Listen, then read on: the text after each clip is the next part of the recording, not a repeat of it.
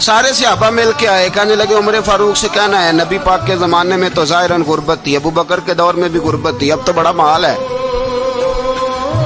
उमर से सिफारिश करो कि उमर नया कुर्ता पहना करे। मुल्कों के सफ़ीर आते, उमर वही फटी पुरानी चादर ओढ़ के और वही कई जगह पे पेबंद लगे सूट पहन के सफ़ीरों के सामने बैठ जाता है। उमर को मशवरा दो, तय हो गई बात।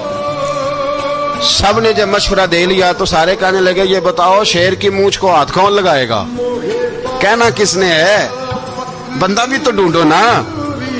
मैं कहा जनाब मेरा ये ख्याल है कि मौला अली शेर खुदा कहेंगे, क्योंकि जिस शख्स की उमर को सबसे ज्यादा हया करते देखा वो शेर खुदा मौला अली है रदी अल्लाह ताला। अली कहेंगे इसलिए कि जनाब अली तो कई दफा जब गुफ्तगू करते थे तो हजरत उमर चुप कर जाते थे और फरमाते थे अली ना होता तो मैं हलाक हो जाता। तो कहा अली से कहो। जनाब अली शेर खुदा को बुलाया, किस काम के लिए जी? अल्लाह अकबर।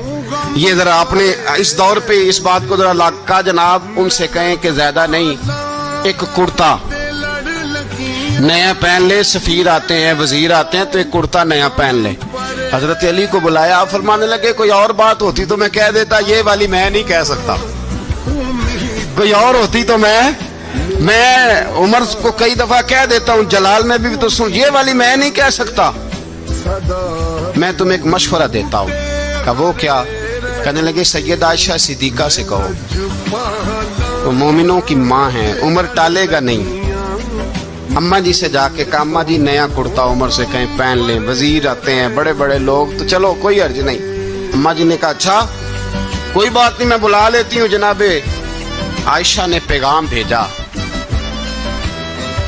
जब खादम ने कहा ना मुस्तफा के घर से पैगाम आया है, तो 20 लोग बैठे थे। उमर कांपते हुए उठे, कांपते दौड़े।